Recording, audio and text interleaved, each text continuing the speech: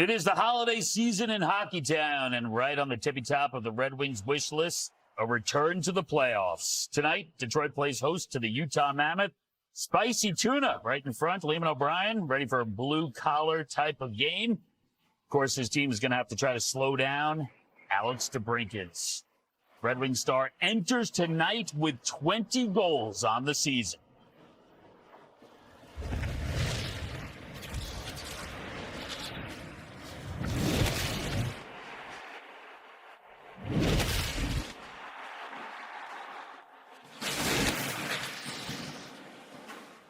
It's all moving so fast. Just about a week away from Christmas. Right now, of course, counting you down to that and counting you down to the Wings and the Mammoth. First of 2 games tonight here on the NHL on TNT. Back-to-back doubleheaders in Tuesday, back Wednesday. Some fresh faces, though. It's opening face-off powered by Verizon. Liam, McHugh, Anson Carter. Bookended by Hall of Famers. Chris Chelly is back. What are you, texting someone right now? You texting people that Henrik Lundqvist and Chelly are here? Updating that. Yeah. This is the most important thing that's going to happen to you all day. This, right making sure here. I hit, because all day Jazz has been texting me. Oh, God. Wants to get a little pointer, so we're ready tonight. Jazz isn't here. I know that. He's not in the building. Army fired him last night. I don't know if you know that. Colby Armstrong fired. Jazz has been fired a few times on this show. But it's like a cat. Yeah, he 9 lives, that guy. He won't go away. Or a cockroach. Same thing. I'm too early excited for for that? Jazz's return. Is it too early? We're going to get another wrestling match. Yep. Remember what he did to Biz. It's fantastic to have you guys here. I know that whenever Hank returns to set, I like to play my favorite and not at all depressing game of let's live life vicariously through Henrik Lundqvist. Over the weekend, Aspen, playing outside, mountains surrounding you. Just going to really awesome, sexy parties, I assume. Is this the Henrik Lundqvist lifestyle? You know what? It was a great time out there. It's so fun to meet all the alumni, players. You played against these guys for so many years, and now this weekend we had an opportunity to help the local hockey organization, raising over $1 million. I think we all love to be part of growing the game, right? And at the same time have that opportunity to meet former players, you know, all the battles we had throughout the years. So I really enjoyed myself. It was great. Did you run into this guy then? I did. Yeah. I did. Well, Hank actually played. I'm grandpa, so I coached, but I won my game. I had Marc-Andre Fleury as my goalie, so I like my chances. But no, it was a great event. They put on a great show, the hotel, everything about it was. I hadn't spent any time in Aspen, actually, so and raising the money for the youth hockey. A lot of kids. It was great. Wait, so shout out to Colorado Extreme, putting on a great show for all the NHL alumni out there. you had Marc-Andre Fleury? Yes, I did. And you played against? No, we did the game before. We were on the Friday. No Flower head-to-head with Hank? No, we were teammates on Saturday, me and Flower. It was great. Had some time to catch up with him as well. That was awesome. It sounds fantastic. It's good to have you both back in here. We're going to talk a little bit about our teams right now. Let's begin with Detroit, because for Red Wings fans, you got good news and bad news. Always start with the bad news, and that is Patrick Kane is out, right? Upper body injury. We don't know exactly for how long, but he's not going for number 500. The good news is this. The Red Wings currently sit atop the Atlantic Division. Detroit, we know, looking to snap the second longest active playoff streak in the NHL. Excuse me, their playoff drought in the NHL. Tonight, 35th game of the season. Here's what's interesting about this. If you are this far into the season and you are in first place in your division, under the current playoff format, 96% of those teams go on to then make the playoffs. We know this. The Wings have been on their game lately. Taco Bell craving it shows us by the numbers in the month of December, they certainly resemble one of the elite teams in the NHL.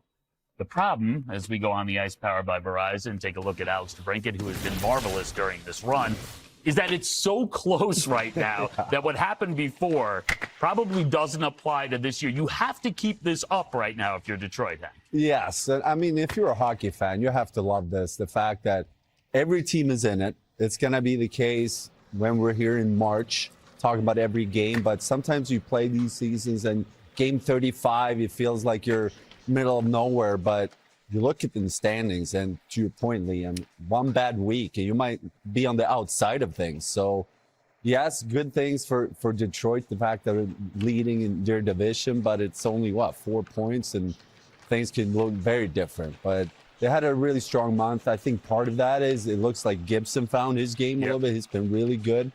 Kind of bumpy start in Detroit, but now it really looks like he found his game, and that's huge news for Detroit Red Wings. Across the league, it just feels different this year. Condensed schedule, so things could change pretty quickly through the week. But also you've got players like Alex DeBrincat on their game. They're not only playing for the Detroit Red Wings, but they're trying to vie for an Olympic spot.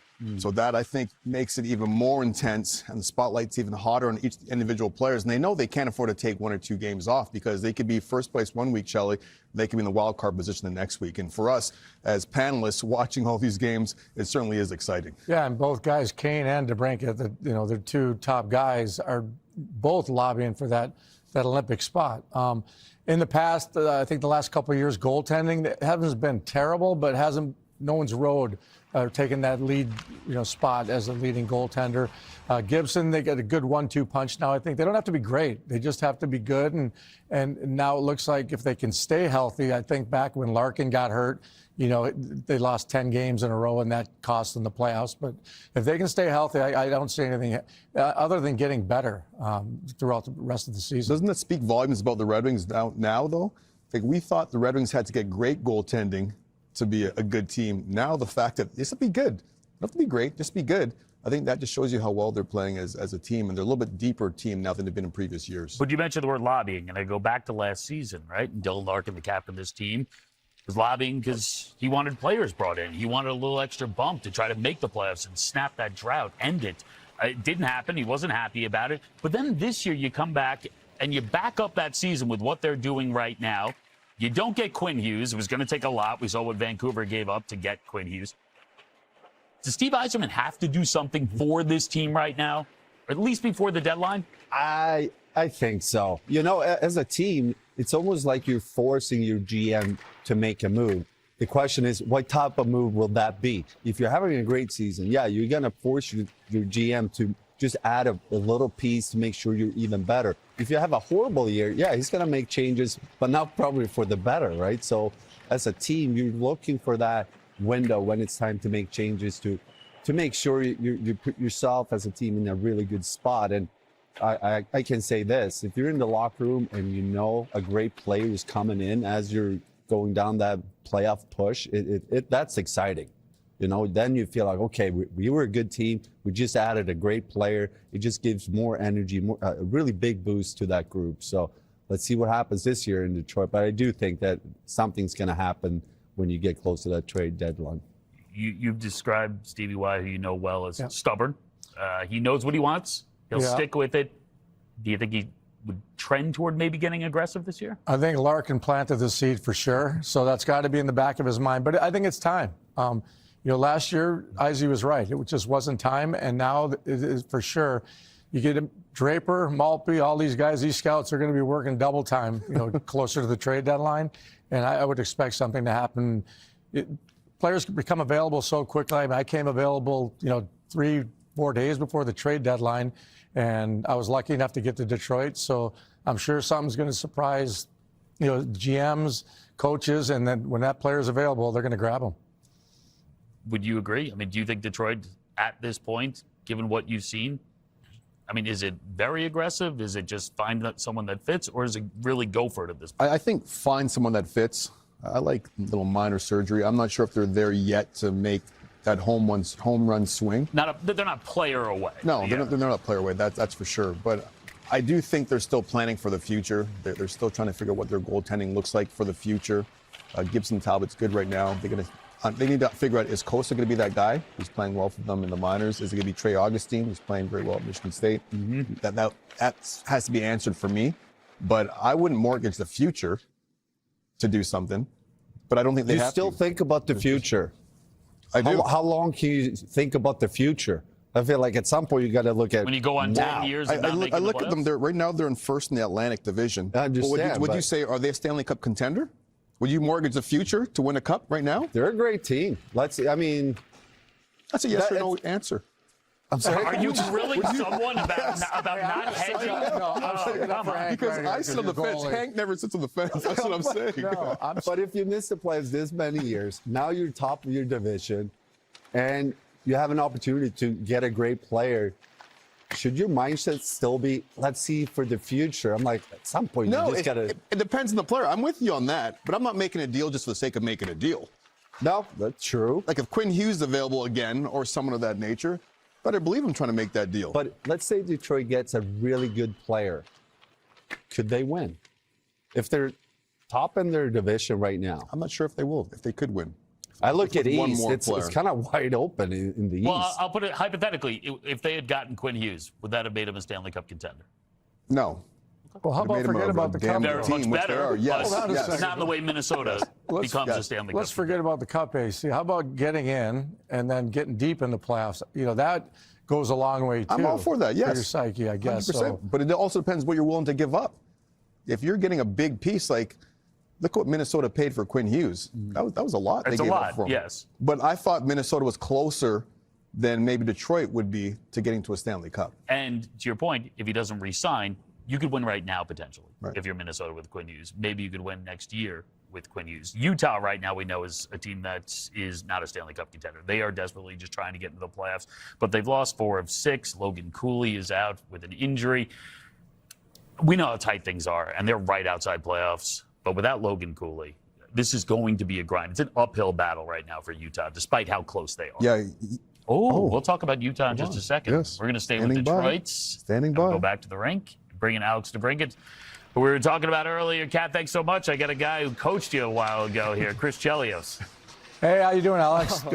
Yeah, how long ago was that? It's a lot of fun. Anyway, until you took that spearing penalty, set us back a little bit. Oh, man.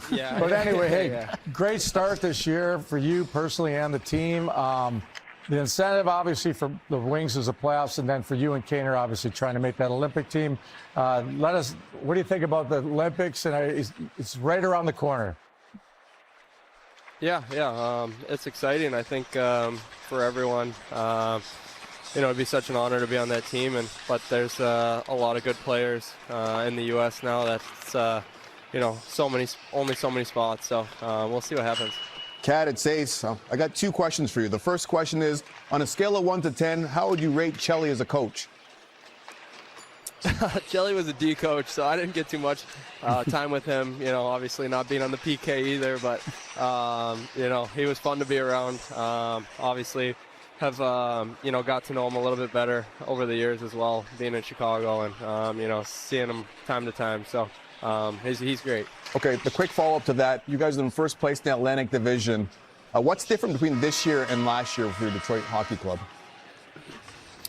I think a resilience. I think, we get down in a game and we're able to come back. And, I think we believe we have the confidence that we can win these games. And, I think a big thing is having third period leads. Last year, we get a goal scored on us and we're all down. And this year we have the confidence to come back in those games and, really battle it out. Thank you so much for your time. We really appreciate it. Good luck tonight. Good luck, Good luck, Kat. Alex. Yeah, thank you. Tell me more about the spearing penalty. All we talked about was being disciplined, right? You're in the World Juniors, and first thing he did, first period of the first game, spear someone. I looked at him, that's not. But he taught everybody a lesson by doing it because we never took any more penalties. Yeah, that's And the kid, I felt so bad for him. He walked around for 2 days and didn't say a word. But what a great kid to coach, and his attitude's amazing. I thought he was going to say he learned that from Chelly.